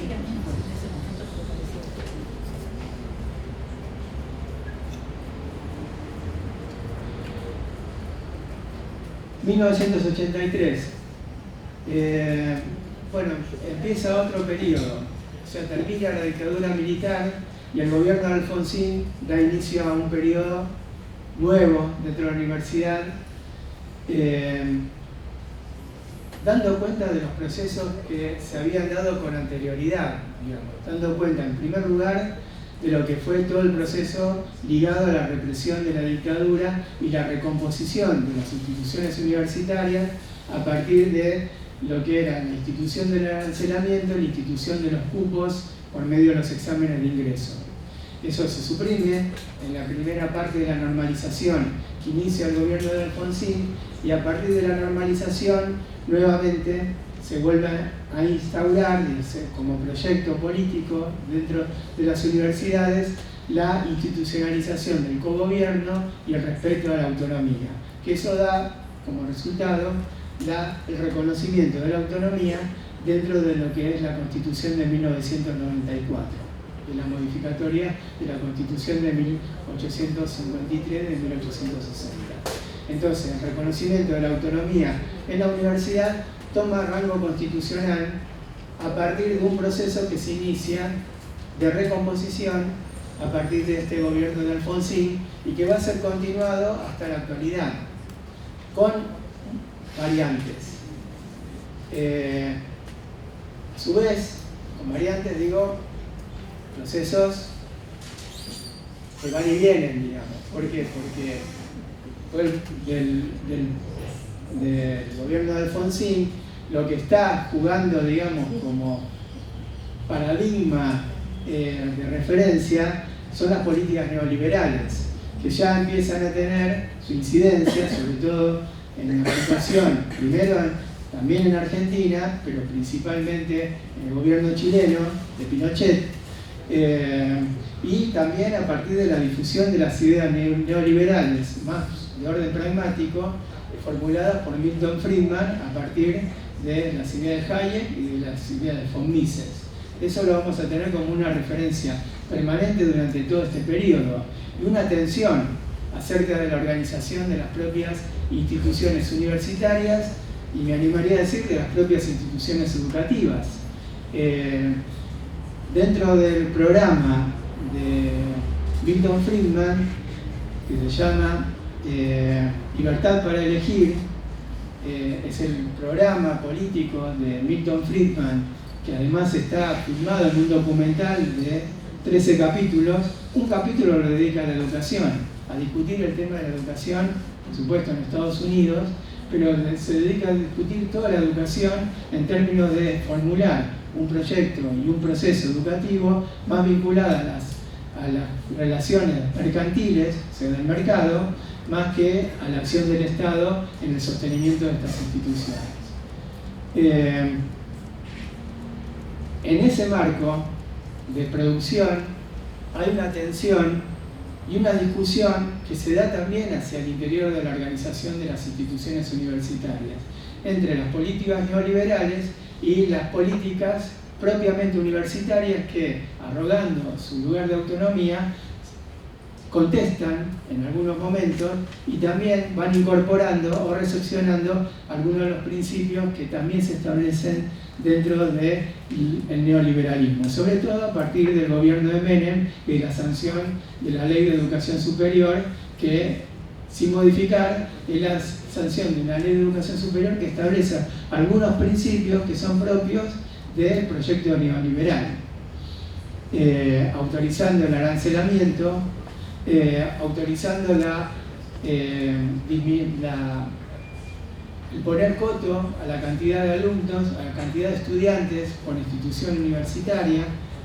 No dice cupos, pero parte del proyecto del rector Ferreira, que era el rector de la universidad, el decano de la Universidad de Buenos Aires, se establece ese artículo dentro de la Ley de Educación Superior que fue derogado acerca de la cantidad máxima de estudiantes que tiene que haber por institución. Eso es de alguna manera establecer. Luego, inmediatamente después, en la Facultad de Medicina se toma el examen de ingreso. Entonces, eso fue, vuelvo a decir, una tensión que jugó un lugar político dentro de las propias instituciones universitarias, que parcialmente fueron discutiendo y también negociando con esa referencia de las políticas neoliberales que inciden sobre la organización del sistema educativo y también de las propias instituciones universitarias. Y la Ley de Educación Superior, que es el hito de este momento, es un representante, un hito en donde se expresa esa negociación. ¿Cuánto queda de la universidad liberal, de esa universidad pensada en los términos de la reforma del 18 y cuánto esa universidad también recepciona elementos propios de la organización que propone el neoliberalismo para las instituciones educativas. Todo esto fomentado también por los organismos internacionales y obviamente por los organismos internacionales de financiamiento que van produciendo sus propios informes acerca de cómo tiene que ser financiada y cómo tiene que ser sostenida la educación superior en Argentina y la educación y el sistema educativo en general.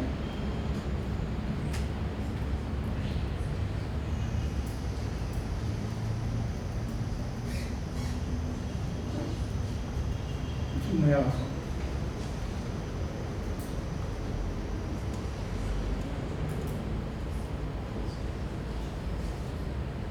Bueno, ahí lo que nosotros distinguimos, la creación de la CONIAU, con la creación del Consejo de Universidades. Fíjense, el Consejo de Universidades es un órgano que reúne a las universidades nacionales y a las universidades privadas.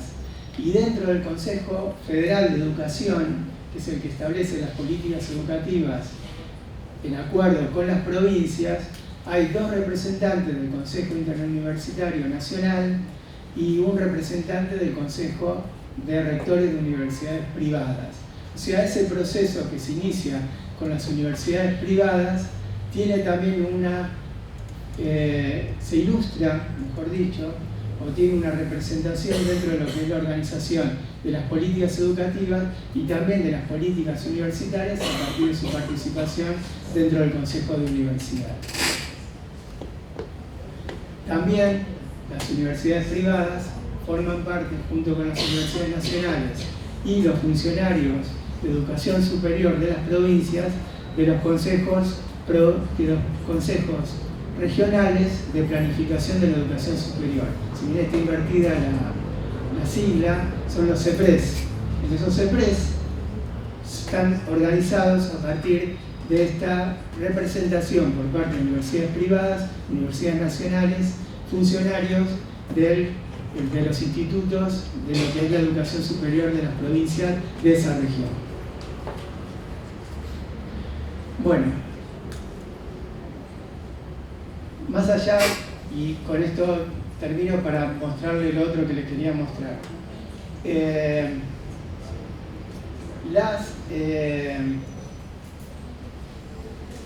Yo creo que una de las cuestiones interesantes para ver en lo que fueron las políticas recientes tiene que ver un poco con la otra idea que da cuenta, digamos, de la democratización, vuelvo sobre ese tema, de un sentido histórico de posible para pensar el desarrollo de las universidades, que es el acceso. O sea, universidades más accesibles. Universidades más accesibles en términos de lo que se llaman universidades de proximidad. Entonces, la creación de universidades dentro de otros ámbitos, como por ejemplo la creación de universidades en el conurbano o en distintas provincias que se fueron creando a la vez, tiene que ver un poco con esta idea de generar universidades de lo que se llama bajo el criterio de proximidad, que da posibilidad a una mayor accesibilidad a las universidades. Si es mayor accesibilidad, por lo menos, uno podría pensar también en términos de la ampliación, en términos de la democratización de los estudios universitarios, de los estudios superiores, hacia una población que se veía privada, no por condición natural, sino que se veía privada básicamente por condición de vida, por nivel socioeconómico, para alcanzar los estudios universitarios. Y la verdad que eso es algo que uno puede observar actualmente como resultado de muchas de las universidades creadas de manera reciente durante los gobiernos de Néstor y Cristina Kirchner, que fueron ubicadas en distintos lugares que permitieron mayor accesibilidad a la población dentro de las universidades. Yo además soy profesor en la Universidad de José C. Paz y puedo dar cuenta, digamos, de esta evolución que ha tenido también la propia universidad y de otro modelo de universidad que recibe a una población, José C. Paz, que no había podido acceder a la universidad, ni ni se imaginaba que iba a poder acceder a una universidad. Son todos primera generación de universitarios a partir de la existencia de esta universidad. Y que, si bien uno decía, bueno, pero tenía la Universidad General Sarmiento en San Miguel, cercana, tenía en ese momento no muchas más, la Universidad de San Martín, eventualmente, la Universidad de 3 de Febrero, pero la verdad que yo puedo observar en esta universidad de José C. Paz, ver de qué manera, a partir de la creación de esta universidad, puede acceder a una población que ni siquiera podía llegar, digamos, por cuestiones de vida, por condiciones de vida, sobre eso y sus propias condiciones, poder acceder a una universidad dentro de un distrito del conurbano, uno de los más pobres del conurbano, que es el distrito de José C. Paz. Lo que les quería, y con esto termino, quería mostrar la secuencia de creación de universidades. Dime un minuto.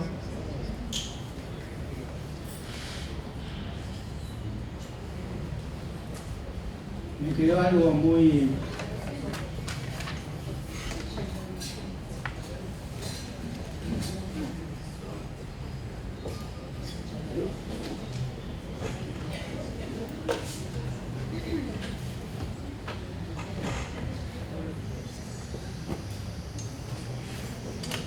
Esto se lo voy a dejar después en el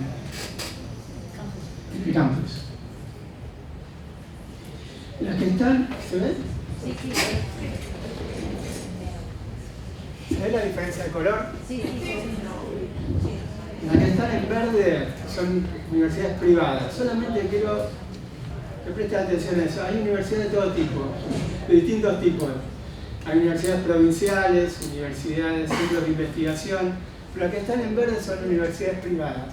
Fíjense, Ley Domingo Arena, 1958. Ahí empiezan todas las universidades privadas.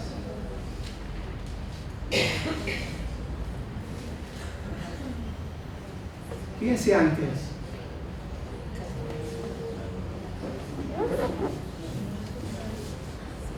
Fíjense antes. Universidad del Nordeste. Esperen que voy un poquito por abajo. Universidad Tecnológica Nacional. Ahí empezamos. Ahora seguimos,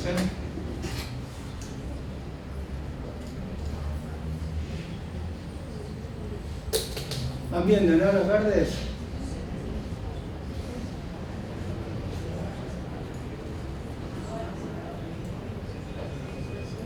Nada, se lo estoy mostrando, no voy a hacer ningún comentario porque habla por sí mismo. ¿Los que son azules qué Son institutos universitarios. Dentro del sistema universitario hay institutos universitarios que son de una sola disciplina, estatales, y universidades. Generalmente esos institutos universitarios eran, hasta este momento, se los menciono, las Fuerzas Armadas y las Fuerzas de Seguridad. También estuvo el Instituto Universitario de las Artes, Instituto Universitario de la Madre de Plaza de Mayo.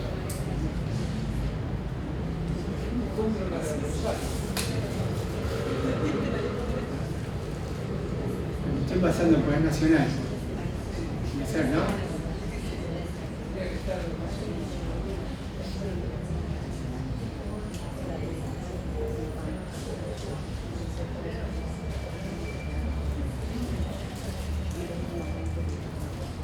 Pero se me va el impulsor.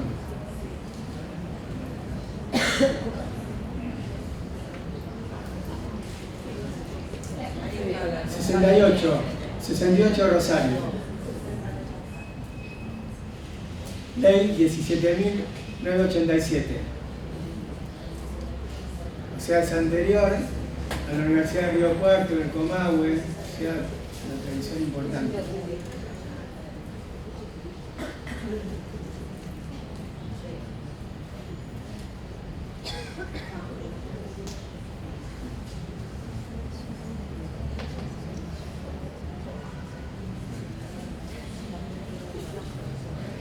La única universidad extranjera, la Universidad de Bolonia, funcionando, ¿eh?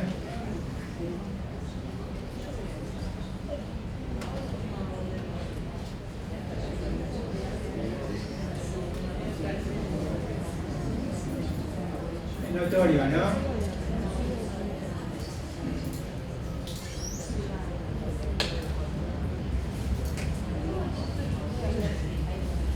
Los hinchas de River, la universidad, el Instituto Universitario de River Plate. ¿Qué enseña? Cocina River Platense. No sé, la verdad que te digo. Como en un instituto universitario, sí, raro.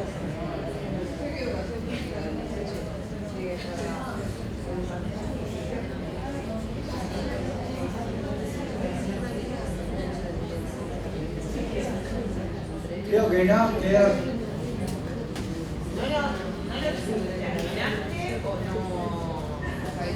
¿Qué cosa? Ahí terminó. Sí, claro, estaba en 2024. Hasta el 2024 llegó. No sé si en el 2025 crearon alguna.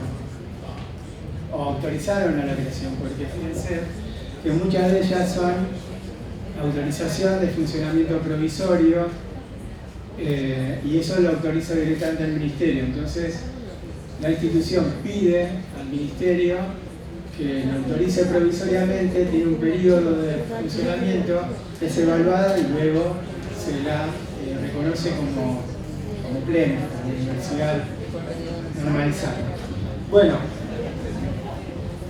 nada, esto es un poco lo que las coordenadas que yo les quería como plantear para así seguir con las otras clases en los términos en que por lo menos vamos a tratar de hacer un pasaje o una historicidad de algunos elementos que forman parte de la organización, de los sujetos y de la enseñanza en la universidad.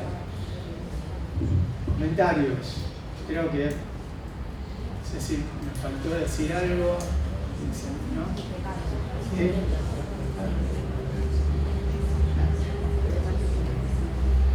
¿Alguna reflexión, algo que quieran?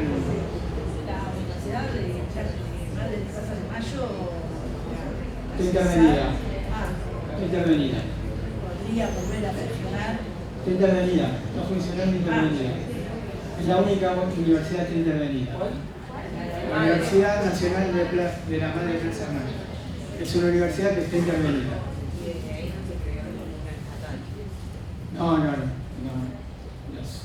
La última estatal habrá sido durante el gobierno de Fernández. Alberto Fernández. Yo tengo algo que... Cuando leía en el 74 estaban las intervenciones a las universidades nacionales que decía que los profesores habían quedado cesantes. Nada, pienso que en nuestra perspectiva no docente hubo no docentes cesantes. Claro, bien. Como estaría bueno agregar. Por supuesto, claro que sí. Sí, la cronología la extraje de la bibliografía que ustedes van a tener, pero ahí es buena disculpas que te la califique. No, pero la observación tiene sentido, en el sentido que estas historias que ustedes van a tener como bibliografía recogen muy poco de la historia. Nosotros lo vamos a tomar en la clase cuando tomemos los sujetos. Pero recogen muy poco de eso y la verdad que da cuenta de ese sesgo UBA. Nada, creo que lo dije todo. Ese sesgo UBA de negar esa entidad de sujetos que forman parte de la universidad. Ya lo vamos a hablar con más extensión, pero está bien la observación. Porque creo que en la Universidad de La Plata, después del 8 de 10 del 74, hubo una renuncia masiva y una intervención. Un expediente, de hecho, con un montón de hojas de empleados no docentes que nos dieron de baja. Exacto. O sea, para nosotros es un hito, digamos. Un hito, Bien, claro. por ahí, como vos decís, la UBA es otra historia, que no sé cómo les afectó a nosotros. No, seguramente también, pero digo que lo invisibilizan. Sí. No lo reconocen. Bueno, pero tienen... Está bueno que lo traigan, forman parte, decir, bueno, esto falta, es una vacancia. Y yo agregaría también la reforma del estatuto, a partir de lo cual nosotros tenemos voto. De La Plata. Claro. de La Plata. Porque hubo reforma de estatuto en muchas universidades que reconocieron a los no docentes como parte del cogobierno. Para no centrarnos solamente, para no ser autocentrados. Pero está bien que, obviamente, La Plata, como otras universidades, lo mismo que el tema del Consejo Social. Pero si, como suele pasar, para mí, yo soy profesor de la UBA, como suele pasar generalmente, se mira desde la UBA hacia el sistema. Cuando estuvimos discutiendo la posibilidad de reformar la Ley de Educación Superior en el Congreso, era esa idea, o sea, tratar de deshumanizar la discusión. O sea, parecía que todo tenía que ver con qué pasaba con la UBA cada vez que se introducía alguna modificación. No, existen otras universidades, ya vimos el listado.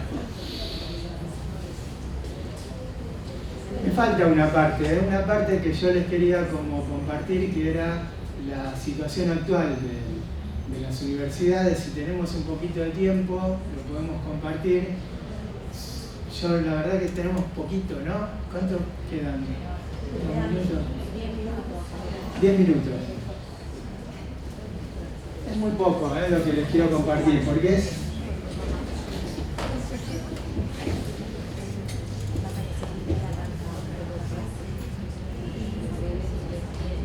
Si no, podemos pasar para la próxima, no tengo mayor problema.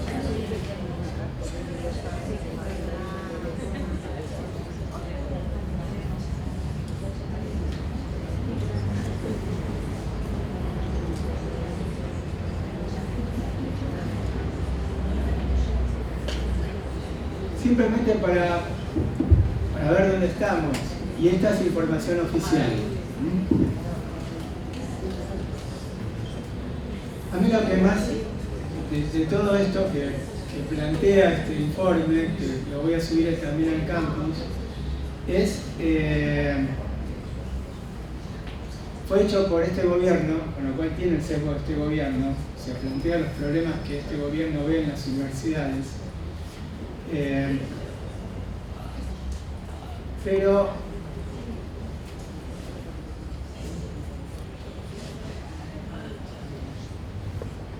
lo importante para mí es este cuadro. Este es el sistema. Es decir, un sistema con 61 universidades estatales nacionales, 3 institutos universitarios estatales nacionales, universidades provinciales, universidades privadas. Como ven, las privadas son más que las nacionales.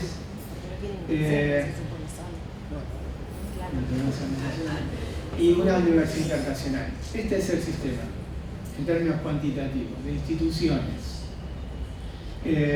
Con lo cual, volviendo a la historia, partimos de 2. Ahora son 64 estatales con los institutos universitarios y 142 instituciones. Entonces la verdad que ahí tenemos ineludiblemente una gran diversidad y una gran complejidad a su vez.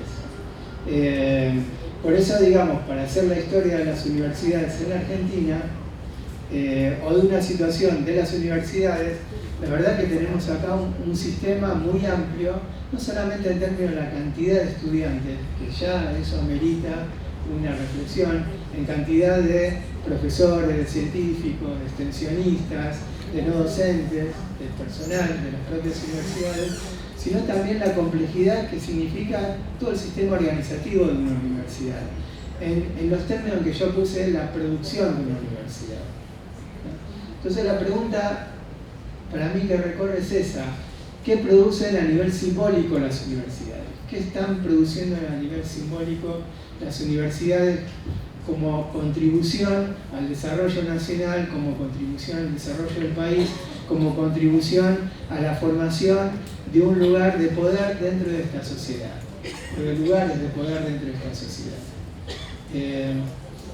Casi todos los que participan, digamos, dentro de las decisiones en términos de lo que es la organización del Estado y también de organizaciones no gubernamentales en cualquier orden que ustedes la quieren poner, casi todos son universitarios. Entonces eso es lo que está produciendo la universidad, esa clase dirigente, esta clase dirigente. Nada, como producción simbólica y producción de sujetos. Les dejo la pregunta, yo la dejo así planteada y la verdad yo no tengo una respuesta acabada de eso, pero bueno, acá estamos, digamos, ¿no? Ya está, muy bien.